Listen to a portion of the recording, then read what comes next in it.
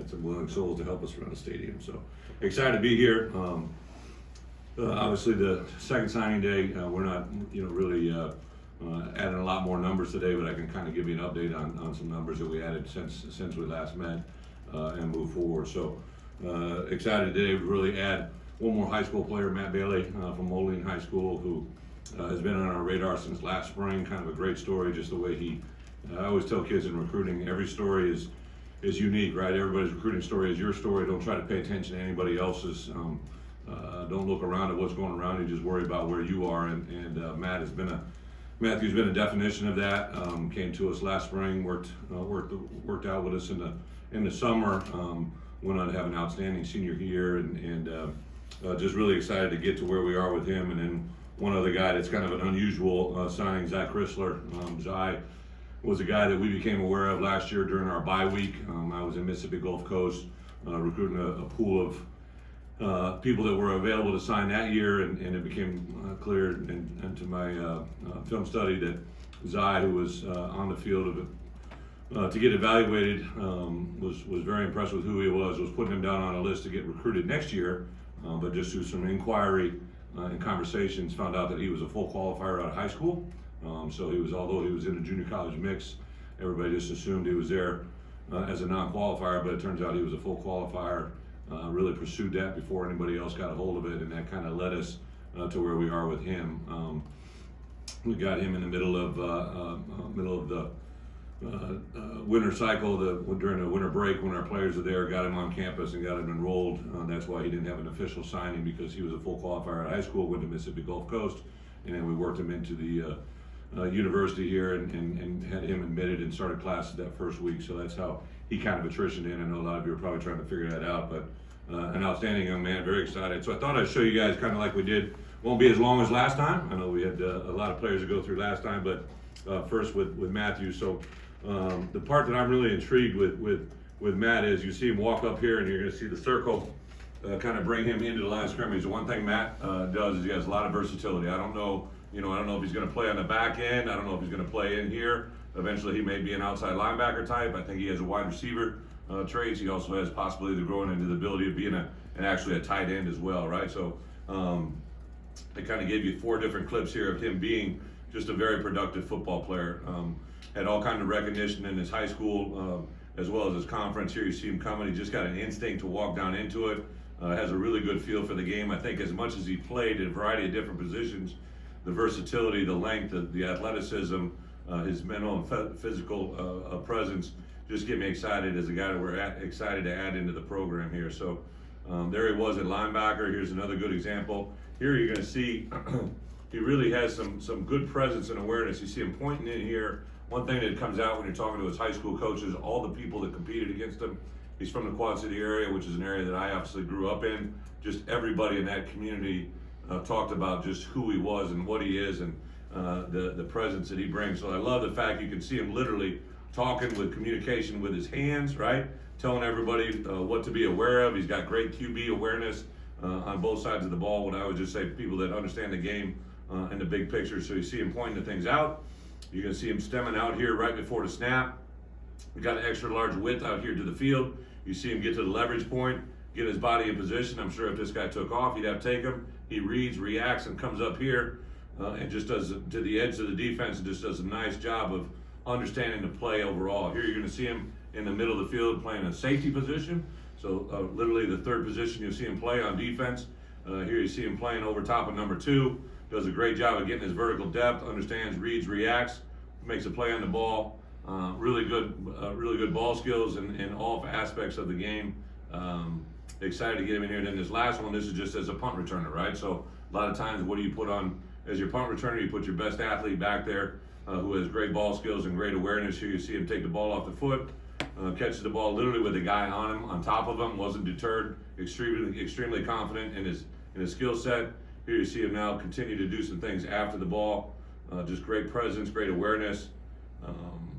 Again, just a guy that I can't wait. This is, for me, right, as the head coach here at Illinois, I said from day one, we're going to recruit the state of Illinois. We're going to bring good football players in here. I don't really care who's recruiting, who's not recruiting. They got to fit the bill for what we are. And really, winding down the recruiting season here. We had set aside a few scholarships for portal players, some guys that we felt that maybe have a little bit more age and experience. But when the opportunity came to grab Matt here at the end, I know Coach Walters went over to the high school. Coach Pat Ryan was heavily involved in staying on top of this during the whole time, talking to his high school coaches in the area. He was the player of the year in the conference, offense, defense, special teams. This is the definition of what we're looking for, right? A guy with length, a guy with athleticism, a guy with great football IQ, an incredible person off the field as well. So really excited to have Matt join us. So Zai here is actually a guy that comes to us in an unusual fashion. He comes from Crystal Springs, Mississippi, but also went to Copiah High School and Copiah Academy actually, and then went to Mississippi Gulf Coast for a year. When I went, I always kind of signed that as a head coach, I can only go to a home visit one time, right? As an assistant, they're allowed to go several times. So Saturday night, I went to his hometown, right? And it's the first time this ever happened. There's about 40 people in this little restaurant where we gathered, and the mayor of his hometown was there, right? I've been in this business 15 years as a head coach, almost 30 years as an assistant. I've never met a mayor at a recruiting dinner, all right? So that spoke volumes of, I think, what kind of person we're getting. He's a guy with unbelievable athleticism. Every person that was in that visit Saturday night, whether it was high school basketball coach, his assistant basketball coach, his English teacher, the mayor, all of his family, just talked about what kind of person we're getting here. And what you're gonna see is we're also getting a phenomenal big athlete, all right? So here he is at left tackle. He plays a little bit of left and right tackle, extremely athletic. Reminds me a lot of linemen that I saw in the SEC, a big, strong body. You see those, I know they're not little, right? But in proportion, his calves, right? He's got nice, tight, small calves, and he's very athletic, great change of direction, can set down on a heartbeat. And this isn't just average players he's playing against. Mississippi Gulf Coast is known as one of the better JC programs in the country, the people they're playing against. This is what I love, all right? He actually popped in at right tackle, all right, as well. So he played both left and right tackle. Their left tackle was a player that signed in the SEC. So when he was injured or suspended from a game, Zai popped over at left tackle and was actually as functional, if not even better. So he's got great versatility, playing both left and right. Here you see just his ability. So a lot of times these guys he's going against are smaller, quicker, more nimble athletes. And what you see is he gets engaged. And then most big people, right, when they play, right, big athletes tend to stop their feet when they begin to move or slow their feet down. They can't accelerate. They can't maintain power in transition. And what you see here is he stays on his feet. Even though it's a smaller body, he's got the athleticism to stay on him, stay engaged, and give an opportunity for that running back to get through there and have a scoring opportunity. Like, that's not normal. Most linemen kind of stumble, fall, and maintain. And when you're recruiting big athletes like we're seeing here, right, one of the things you love to watch is what they do after the play, how they chase, how they run, how they stay on their feet, the athletic opportunity that they have, right? So here he is at right tackle again. Again, he clears the path, and then what you're going to see him just take off running like he's a very, very athletic big man, right? He was a guy that at one point weighed over 420 pounds in his life, right? He's down to about 370 that we see on film here, right? And he's just a guy that every time I called Zai, he's into basketball, playing basketball. He's outside doing something outside. He's not inside on video games. He's always doing something athletically. And here's another great example, right? Nice vertical set. He's got extremely long arms. He's a 6'6", 6'7" guy with equal length. He's really, from an NFL standpoint, his measurables are incredible, all right, what he truly has. So very excited to get Zai into the program. Tank shared with me a story the other day, right? So he was in one of his first conditioning sessions, and he's a big guy, right? I can understand that as well, right? Sometimes things don't come easy. So he was doing a little bit of prowler work and wasn't able to finish what he needed to get done. So he dismissed the group, and Zai went in, got a drink of water, did a U-turn, came back out, and told Tank, let's go get that work, right? Let's finish what I wasn't able to get done. So a guy that is extremely talented, very athletic, and excited to get him here. A couple guys I can't show film on, but we added, there's a rule a year ago, 2 years ago, Joe, was it, when we decided as a college football power to let all of us have access to everybody's film, right? So we have access to literally every person's film in college football. So like the PFF world for our portals, we have access to every team, like everybody does, right? So one of the things that is a byproduct of that is when we sign a transfer, we can't use film from other schools. So we gained Tommy DeVito, who obviously is coming to us from Syracuse. You've all been able to see his film, but the last time we get together, I couldn't talk about Tommy. You can't really talk about transfers until they've matriculated into your program and started classes. So Tommy's been in our classes from the get-go. Really last fall, during the course of fall, especially when Art became injured and we knew he was going to have surgery with the departure of BP, and we were really low on veteran experienced quarterbacks. So we were looking for an ideal guy to have a one-for-one, a guy that we felt could come in and give us depth. He's not the same eligibility factor as Art. He's not the same eligibility factor as anybody else in our program. And then of course we're having Donovan Leary come in. So I was really excited when I came across Tommy's film. Came from a high school program, Bergen Catholic, that is a phenomenal program. Was very well known. And Tommy, when I watched his film, just was excited about his arm talent, his ability to be on the field. But then when you meet him, he's a guy, I'm sure that you guys have seen the videos, doesn't really lack confidence, very proud to be from North Jersey, and everything from A to Z. When I went into his home and met with him and his parents, just was very impressed with his demeanor and been a great addition. I know from our guys, we haven't been able to watch him throw as coaches, but our players have been having voluntary workout sessions. They're very, very impressed, very complimentary about Tommy and where he is.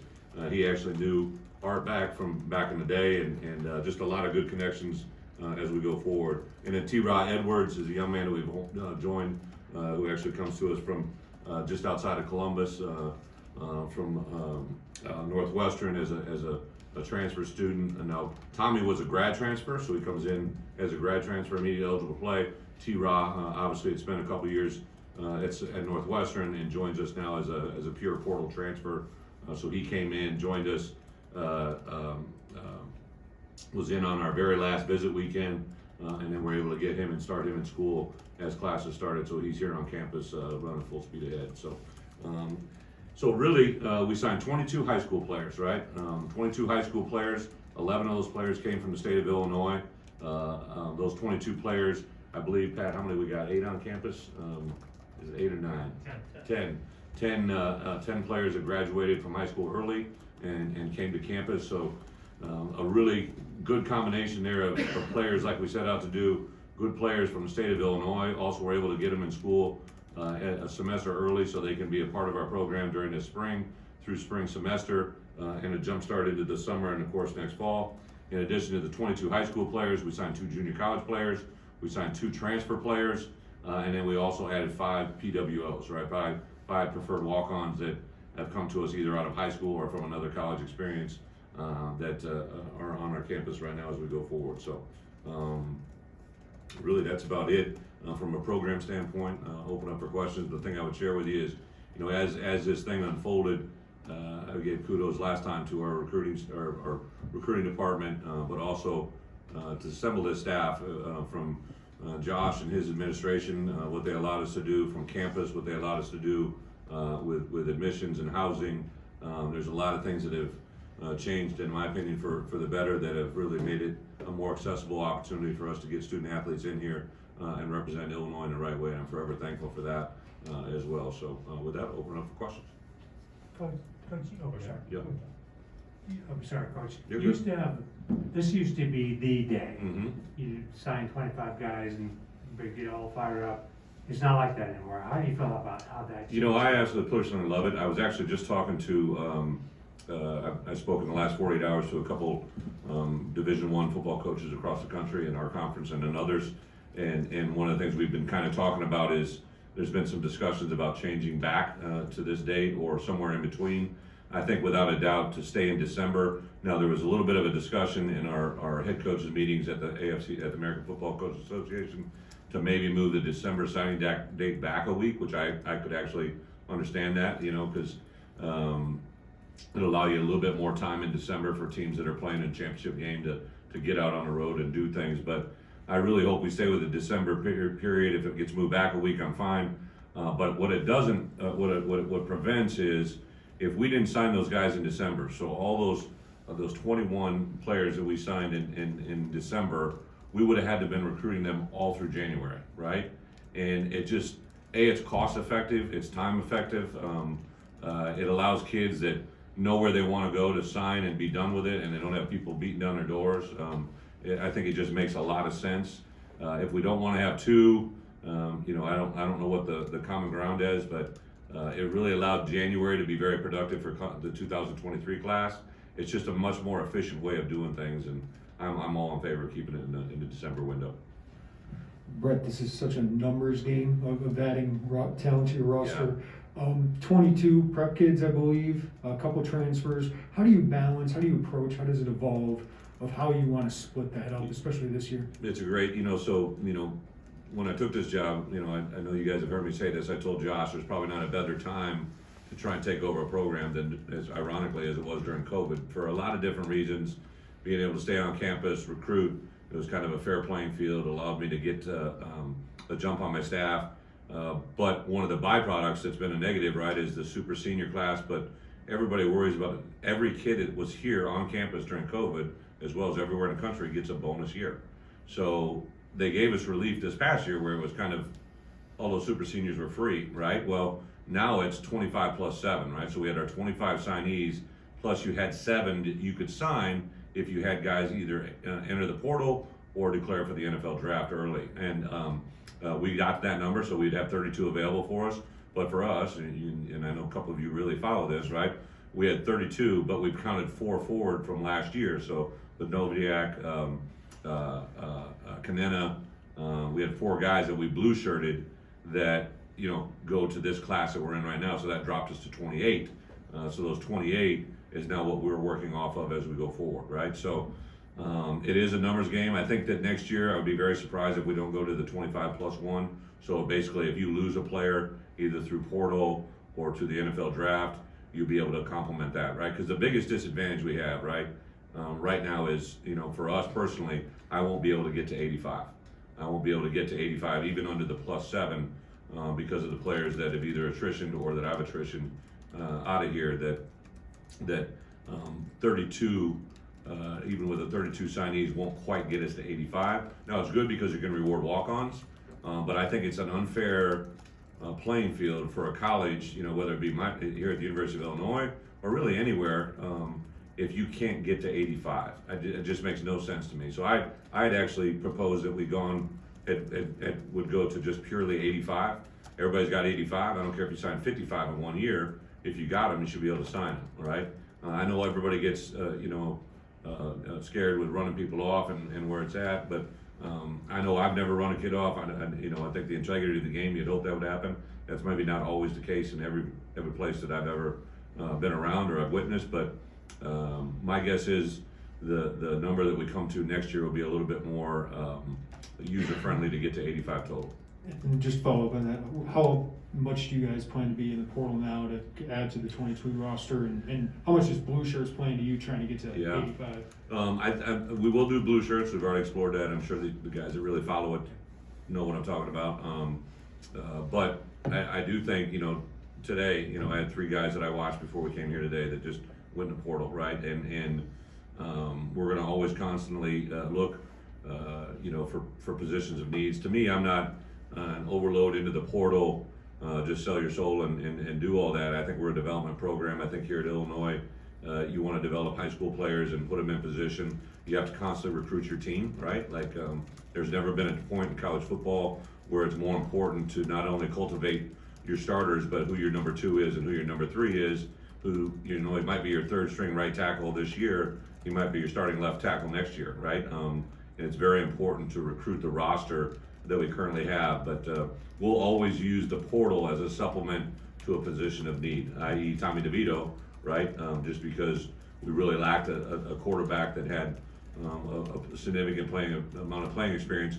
If Art, all right, and when he comes back and everything's going great in his recovery, but I couldn't leverage an entire football team under the assumption that I've either got to have a true freshman or sophomore come in and play if Art wasn't ready to go next fall. But all indications are he's going to be, but I didn't want to just have it all hanging on one person. To follow up on that with the portal, we saw Mel Tucker at Michigan State this year essentially completely rebuild his roster and have a lot of success through the transfer portal with guys like Kenneth Walker.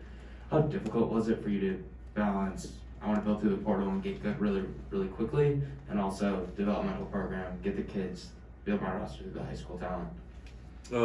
I can't count on anybody else. I come in on Illinois, Yeah. right? So we say and preach family a lot, right? So I went into that opening team meeting and expressed that I wanted to see and have an opportunity for anybody who's in that room to come back. So that probably drove that message more than anything.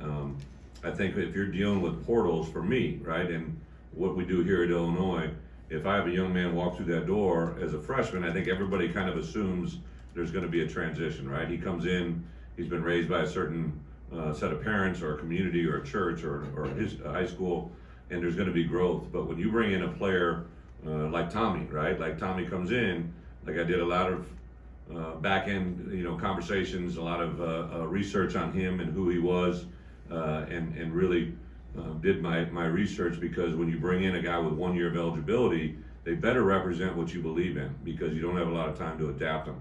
So I think it's important for those portal players to come in and represent what you really believe in, because those younger players are going to automatically look to them and say, oh, that must be what Coach B wants, right? And so for that reason, we're not going wholesale, but I think the byproduct will be pretty good. I think you want to look at this, right? So history repeats itself. I say that all the time. I've done a presentation every recruiting weekend. I talk about it with our players. So the last time Illinois signed 11 players from the state of Illinois was 2003, right? This is the most that we've signed since 2003. 2003 was the birth of the recruiting class of 2007, which was the last last Rose Bowl team that played here. If you go through that 2003 signing class, you look at the players that came from Illinois and were a catalyst to that 2007 team that obviously did some really good things. There's a lot of commonalities to what we're trying to do here, and I don't think Illinois has changed all that much to draw that comparison, right? Which is what I think I'm looking for, and what Josh and I have always talked about: sustained success. I didn't want to have a flash in the pan. I wanted to build something with a great foundation. When you talked about Sean Miller a couple months ago or whatever, you mentioned you needed a wide receiver, you signed him, you spotted him, you did this. Someone like Matthew Bailey, maybe he's a safety, maybe he's a linebacker, maybe he's a tight end. How do you approach that with a class of some guys are slotted, some guys are athletes, and we'll figure it out? Yes, Robert, it's really just kind of like you said, so we went in to last year with a number that we knew we had, right? Didn't know how the year was going to pan out as far as if we were going to have transfers or numbers that would adjust. So we kind of had a set number of, this is the number of wide receivers, right? And to be honest, that number was 3. We ended up going to 4 because of who we could get our hands on, right? And I think there's a certain element, especially here during the infancy of our program, that you got to take good players you feel fit your program, and you might have to skew your numbers a little bit here and there. I had intended to only take 4 high school offensive linemen, but when Mountis came and had the opportunity to join us, I jumped it to 5 because I thought we needed another high school development tackle that has great length and good power and a good skill set. There's all the way around. I mean, the first time I watched James Kreutz, like he didn't fit our numbers, right? But the more I watched him, the more I talked to Coach Holisek, and the more I talked to the coaches that competed against him, I'm like, I need James Kreutz in my program, right? Even though his numbers didn't fit, that young man fit everything that we embody. And I'm convinced of that more now than ever after being in his home and being around his parents. It was kind of cool, obviously, because we have Josh here, right? And we're able to recruit him that way. So I think as a head coach, you always got to be aware of when you got a player that really fits what your DNA is.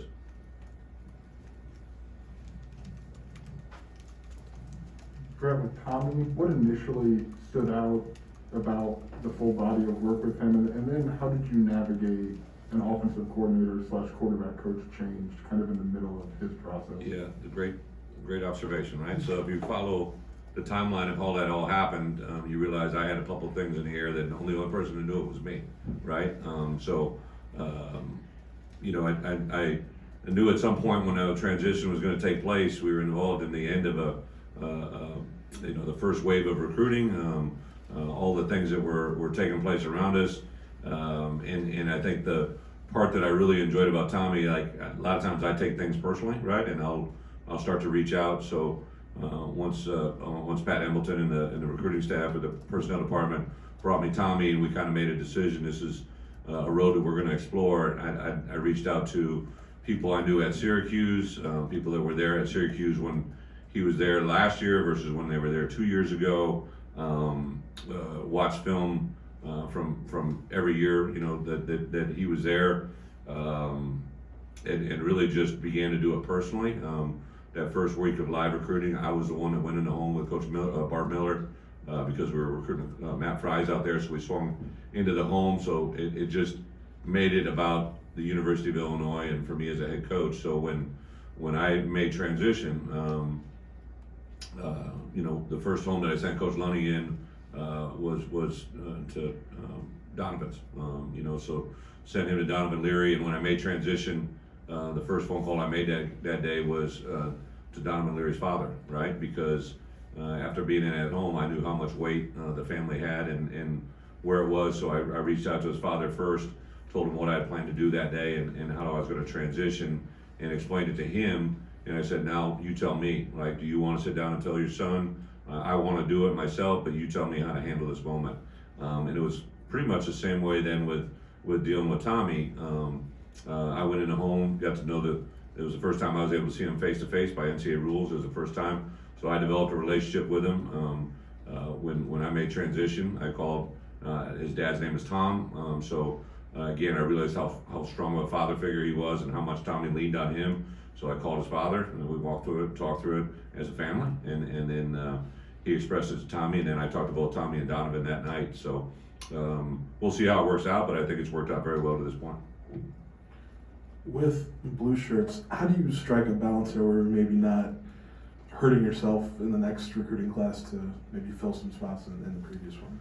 Well, I think it's really, 25 is the standard that, the NCAA has given you for, recruiting. And you can always sign a class of 25. I just think to find a hit on 25 is going to be a little bit hard to realistically think you're going to find 25 great players in a recruiting class. So if we can steal from and move them forward, especially this portal world, look at Jack Badodiak, right? Like, I know we're not happy with the 5-17, but Jack was critical and essential for us to get to where we needed to be, and he was a great use of a black shirt. Kanena Udalaga, I know you guys haven't seen him yet, but I'm very excited that we got him as a blue shirt opportunity.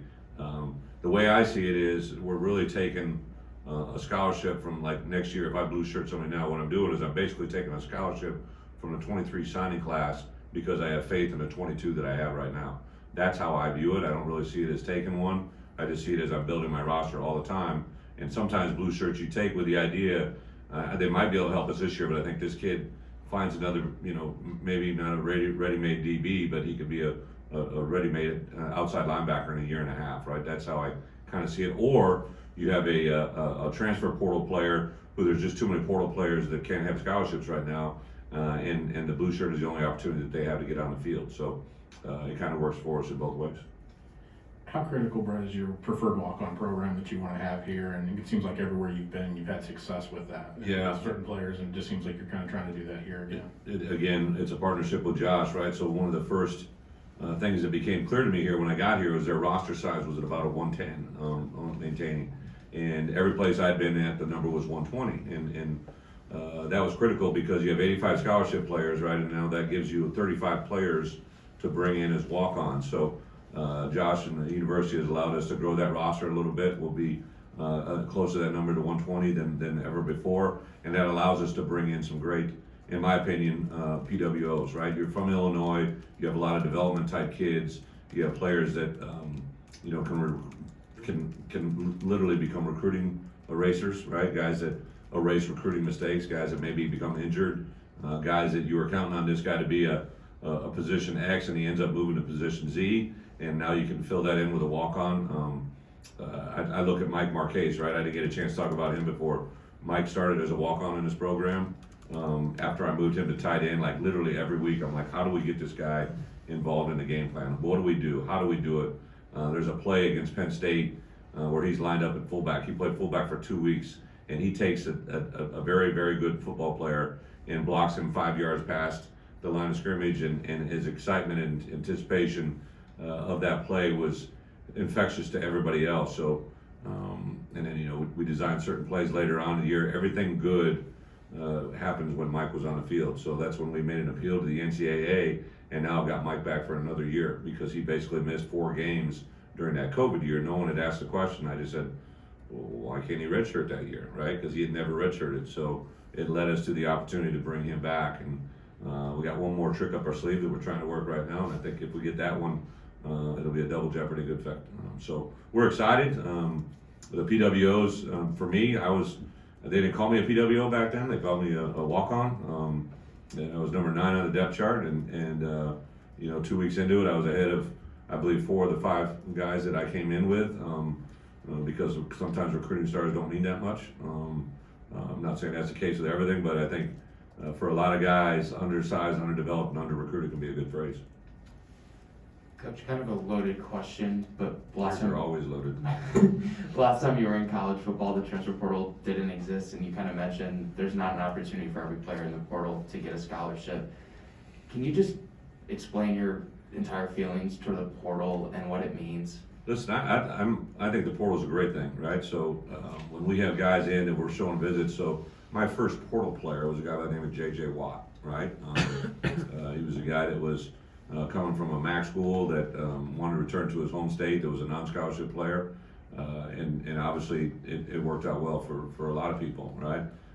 My first true portal player, grad transfer, was Russell Wilson, right? So even though we weren't using it back then, those were the same exact things we're doing now, and I think it gives a great opportunity for a guy that's in a bad or a situation that's not good for him, right? So I'll never forget getting Russ and talking to him, and I watched his NC State film, and then I talked to him on the phone, and he's actually traveling as a pro baseball player, and we're talking about Motown and Aretha Franklin and all this stuff, and I'm like, this is kind of cool recruiting an older kid where you don't have to talk about how cool shoes we're gonna wear or what graphic he's gonna get. Like he was an adult, right? He's a grown ass man, and he makes good decisions, right? So the portal thing, I think, allows kids that maybe because of a coaching change, maybe because of even a coordinator change, right? Or maybe they got misled during the recruiting process and they're looking for a new home. It gives guys an opportunity to do that. Now, I'm not going to be oblivious too, right? We've had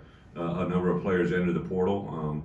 I would say that every player that's entered the portal to this point has been a healthy conversation between me and them, right? And I think anything that helps our players be able to chase their dreams higher is, I'm going to encourage them to do everything we can. There's going to be, I think, it'd be fair to say that there's an unknown to this whole thing, right? Because, I think kids can get misled in the portal. I get very concerned about the rules around portals, right? Like you can't talk to a kid till he's in the portal, but there's a lot of gray area that's coming into it that concerns me. That I just think the integrity of the game, especially in our conference, concerns me. But I think overall, it's a very positive thing for everybody involved. Bret, O-line, obviously you had 2 JUCOs that maybe can help you right away. Isaiah, tackle, but Zylan, where's short-term, long-term, do you kind of see him fitting in and competing for you next year? I told Isaiah and Zy both, to me, they can play 4 of the 5 offensive line positions. They both have played guard, they both have played tackle. Fortunately for them, both of them have tackle measurables, right? And guard ability. Kind of tell different 2 cities. Isaiah, I know you haven't seen him yet, but Isaiah, you're going to see him, and he obviously has good weight, but he's going to appear thin to you, and I think he's going to be a growing body. Where Zy, you're going to see him, and you're going to be like, he's a big dude, right? And we can bring him down a little bit, but I don't think we want to bring him down unnecessarily fast. I think it has to be on good terms where he's at. Julian Pearl, has played tackle and really don't have a lot of other guys that have reps at tackle, so I would say it's more tackle to guard, but we'll see where our numbers are at. We'll wrap up with Scott here. Is there something you like in particular about Jersey quarterbacks? Not you got 3. I get it. Strictly just coincidence. I think it wasn't like we set out to sign Jersey kids. I've always, every program I've ever been involved. Back when I was a student athlete at the University of Iowa, my roommate across the hall was Dana Hughes, who's from Bayonne, New Jersey, and he was I think maybe one of the last players that played for the Kansas City Chiefs and the Royals. and I realized how good a player he was right now, especially in retrospect. So Mike Ferroni, who was from Union High School, was my next door neighbor. Tony Stewart was a great tailback. So when we were at Wisconsin, there's all these Jersey players, and then when I went to the University of Wisconsin, there was a huge Jersey influence there as well, going back to Coach Alvarez's time, who hired Bernie Wyatt. So every program that I've seen kind of firsthand in the Big Ten has had a huge Jersey influence. And then I hired Andy Boo, and one of our first conversations, he's like, Coach, I'd really like to go knee deep in Jersey. At the time I lived in Jersey. I was in Tenafly, New Jersey with the Giants, and just realized how good a football was out there, and how many of them are out there that don't really necessarily want to be on the East Coast anymore. They like to flock to the Big Ten in the Midwest. So Art kind of came about just really because of the transfer portal. Donovan came about because he was one of the best players that we saw that we offered a scholarship to, and now Tommy just happened to be from Syracuse, and as he's very proud to say, he's from North Jersey. So I haven't quite figured out the geographical locations of every place in Jersey, but I understand it means a lot to them. But no, I think I've been around and played with a lot of Jersey people who are very proud people, right? And I think that bodes well for our program here. But no, there's no conscientious effort of quarterbacks, I promise you.